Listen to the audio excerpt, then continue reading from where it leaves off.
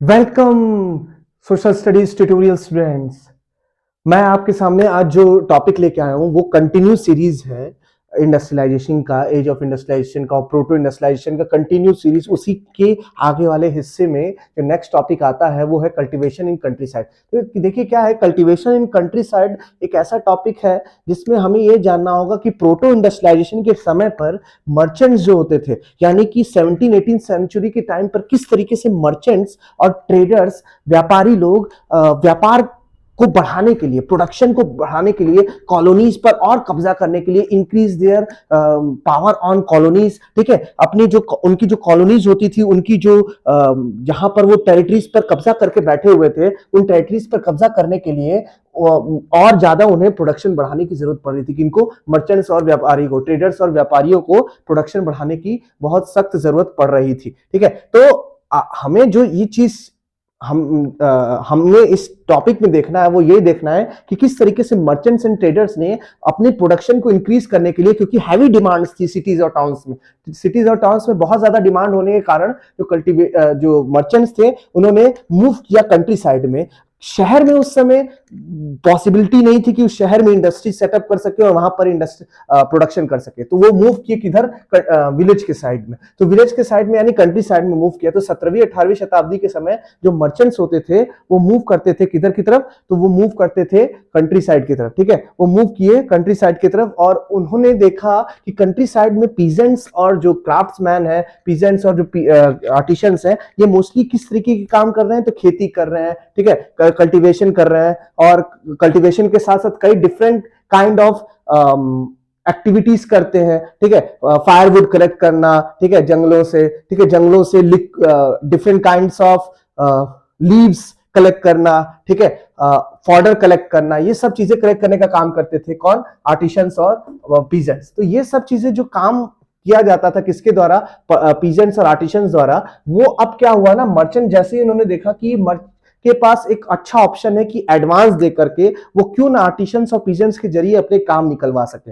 Heavy production चाहिए था, production के लिए उन्हें किसी ऐसे व्यक्तियों की जरूरत थी जो ज्यादा से ज्यादा प्रोडक्शन कर सकते थे, तो उनको आर्टिशंस और पीजेंट्स के अलावा कोई और ऑप्शंस नहीं मिला। तो इसलिए वो पीजेंट्स और आर्टिशंस से हैवी प्रोडक्शन की मांग किए और वो उन्होंने बोला कि हम आपको एडवांस पेमेंट करेंगे ताकि आप भी खुश रहिए और हम भी खुश रहे। ठीक है, तो दोनों लोग एक दूसरे से कोऑपरेटिव डील कर लिए कि हम क्या करेंगे? प्रोडक्शन करेंगे, प्रोडक्शन के साथ साथ आपको हम एडवांस पैसा देंगे। और इस तरीके से मर्चेंट्स क्या हो रहे थे? अपनी जरूरतों को पूरा करवा रहे थे। किसके जरिए? तो पीजेंट्स और आर्टिशंस के जरिए। ओके, पीजेंट्स और आर्टिशंस के जरिए मर्चेंट्स अपने जितनी भी उनकी डिमांड्स थी उनको ग्रो करवा रहे थे। ठीक है, अपनी डिमांड्स को बढ़ा रहे थे, पूरी करवा रहे थे। ठीक है, तो merchants have some specification with the peasants and artisans while producing high quality of product। ठीक है, इस तरीके से डिमांड पीजेंट्स के जरिए मर्चेंट्स करवा रहे थे अपना। अब एक क्या है कि शहरों में की तरफ थोड़ा सा मूव किया जाए, तो शहरों की तरफ एक ग्रुप था। ठीक है, एक फेमस ग्रुप था जो फेमस ग्रुप में मोस्टली कौन थे? तो अर्बन क्राफ्ट्स। ठीक है, अर्बन क्राफ्ट्स यानी कि शहरी जितने भी क्राफ्ट वर्कर्स होते थे। ठीक है, अलग अलग बुनकर्स होते थे, वीवर्स होते थे। ठीक है, तो crafts were the urban crafts and the guilds. ठीक है, ये पावरफुल एक कम्युनिटी थी। ठीक है, सबसे शक्तिशाली ग्रुप था, ये समूह था। कहां पर? शहरों में। शहरों में सबसे शक्तिशाली ग्रुप इन्होंने ही कंट्रोल करके रखा था। टाउन्स को कंट्रोल करके रखा था। ठीक है, शहरों को कंट्रोल करके रखा था। Towns were controlled under the group of guilds and urban crafts. ठीक है, तो मतलब एकदम वही था कि नवाबीगिरी थी इनकी। ठीक है, अर्बन क्राफ्ट्स यानी कि गिल्ड्स की नवाबीगिरी थी। ये नवाबी अपनी नवाबीगिरी दिखा रहे थे कहां पर? शहरों में। ठीक है, किसी को आने नहीं देते थे। ठीक है, किसी कोई आना चाहता था तो उसको तुरंत मार पीट के बाहर डंडा से मार पीट के निकलवा दिए कि तुम्हारी यहाँ कोई जरूरत नहीं है। ठीक है, शहरों में पूरा कंट्रोल इनका था। किसी भी तरीके का कोई भी लोकल प्रोड्यूसर वहां पर प्रोडक्शन नहीं कर सकता। ठीक है, तो गिल्ड्स इस तरीके से क्या किए थे? कब्जा करके बैठे हुए थे। कहां पर? शहरों में। ठीक है, तो controlling, regulating production, prices, have monopoly in market. ठीक है, पूरी तरीके से मार्केट पर पूरा कब्जा था इनका। सब कुछ प्राइस से लेकर मतलब हर एक चीज। जैसे घरों में हमारे क्या होता है कि हमारी मम्मी सब कुछ देख रेख करती है ना, और दादाजी ऊपर से कंट्रोल करते हैं। चलो बहू ये काम करो। ठीक है, बेटा ये काम करो, ठीक है। तो दादाजी का दबदबा होता है, ठीक है, उसी तरीके से इनका दबदबा था शहरों में, ठीक है। मोनोपोली बना करके रखे हुए थे मार्केट में, मार्केट मोनोपोली मतलब एकाधिकार, एकाधिकार बना करके रखे हुए थे कौन, तो गिल्ड्स, ठीक है। गिल्ड्स इसीलिए सबसे शक्तिशाली थे और यही प्राइसेस को भी रेगुलेट करते थे, यही बताते थे कि कौन सा सामान वस्तु बिकेगा मार्केट में, कौन सा वस्तु नहीं बिकेगा। ये सभी चीजें बताने का काम किसका होता था, गिल्ड्स का।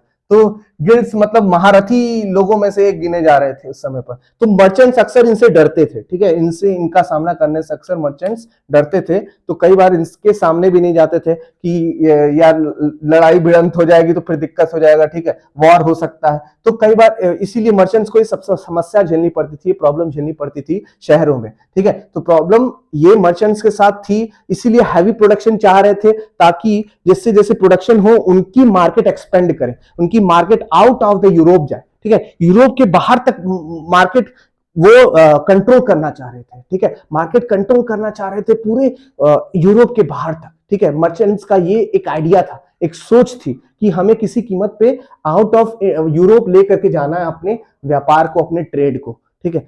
तो this where the cultivation, this where the topic cultivation in the countryside, ठीक है, जहां पर हमने देखा कि मर्चेंट्स को किस तरीके से कल्टीवेशन, हाई कल्टीवेशन की डिमांड की जरूरत पड़ने लगी।